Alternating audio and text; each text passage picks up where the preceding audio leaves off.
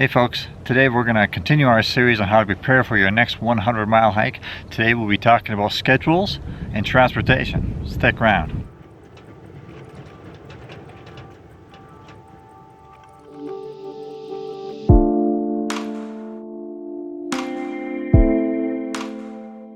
In the two previous videos we talked about physical and mental training, and we also talked about trail selection.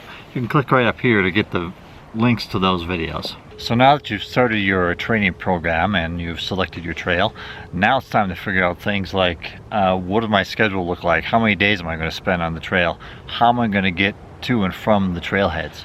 Now there's a lot to this video, but there's a lot of stuff that I can't include in the time that I have here.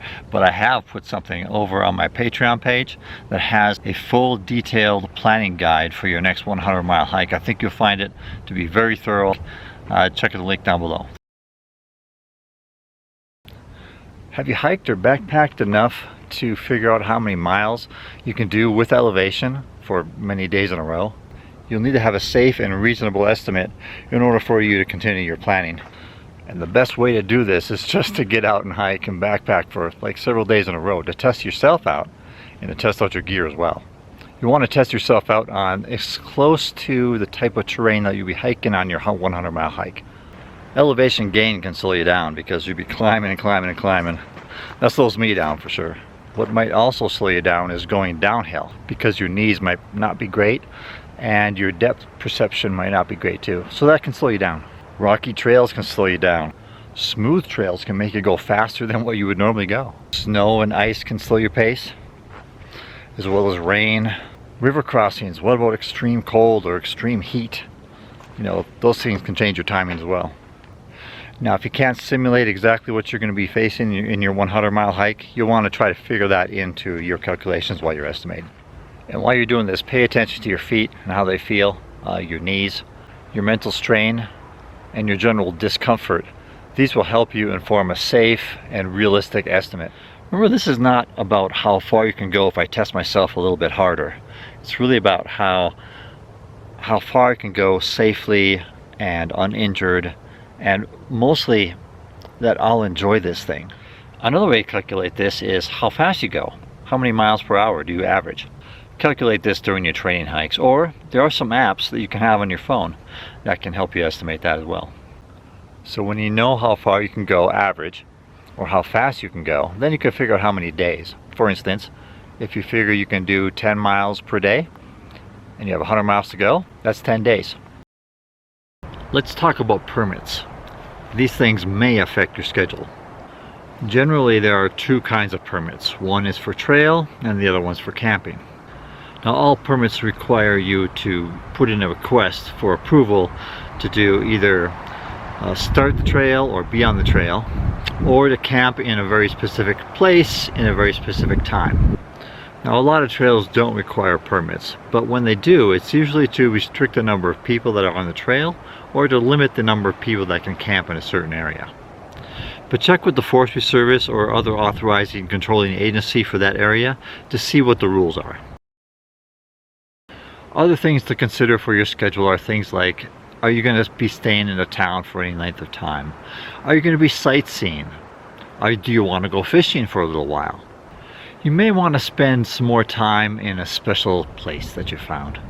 So allow yourself just to enjoy it in whatever way that makes sense to you. So let's talk about planning your campsites.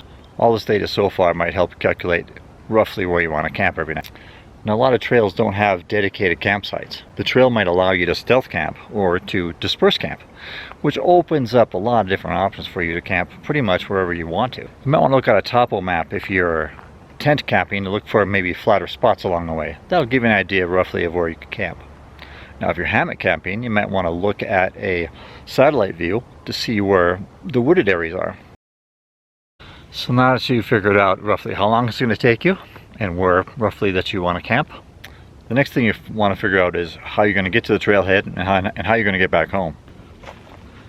So if you're doing a loop hike, it's pretty simple. You start and finish at the same trailhead, but you just need to figure out how to get there and what are you going to do with your car when you get there. So some people can just leave it at the trailhead, or if you don't feel safe doing that, which I usually don't, I'll find some place at a town nearby or at a business nearby where I can leave my vehicle and maybe get a ride to the trailhead. There are trail angels and shuttle services that'll do that for you in most hiking towns. If you're through hiking, say for instance, you're starting at one trailhead and finishing at another, you're going to, of course, need to find a way to get to both sides. If you're hiking with someone else, you could maybe shuttle each other from one end of the trail to the other. Again, you have the problem with the safety of your vehicle. And again, there's usually towns nearby where you can go park and get a shuttle to the trailhead on both sides. Now, as an example, on the Arizona trail hike that I'll be taking here shortly, I'm going to be hiking with a buddy. So we're both going to drive to one trailhead. We're going to drop the car off, one car off there. Then we're going to drive to the other trailhead. And then we're going to hike the trail back to where the first car is. And then when we're done hiking, we're going to take that one car and drive over, pick up the other car, and then head back home. Now we're going to take our time to make sure that our cars are parked safely so that nothing happens to them while we're out on the trail. We're also going to find rides from where our cars are over to the trailheads. Some ideas of where you might be able to park are hotels, maybe hostels, airports. You might want to call the police station. So there's all kinds of different options. Go check out the town, start asking questions. Now if you're flying, it's a whole different story, right? So you're going to be flying into the airport and you'll need to get a ride. Again, shuttles, trail angels, or taxis or whatever to get you over to the trailhead. There's usually a good place to find out this information about how to do this. You can go to the website of the trail that you're going to be hiking, or you can go to a social media group site and ask some questions there. There's always ways to find information. There might even be some guidebooks for this for your trail that you want to hike, and in there might be some information about how to get those rides. Well, I hope this video helped you out, and if it did, go ahead and subscribe if you haven't done that already. Tell your friends about it, like it, share it, all those social media things that we do. Very much appreciated. I'll have helpful links down below where you can go to check out some of the gear that I use and other things I might have mentioned in this video. Also, I very much appreciate comments. What has worked for you for transportation and planning and campsites? Tell us your ideas. I'm interested in. All right, thanks a lot. See you later.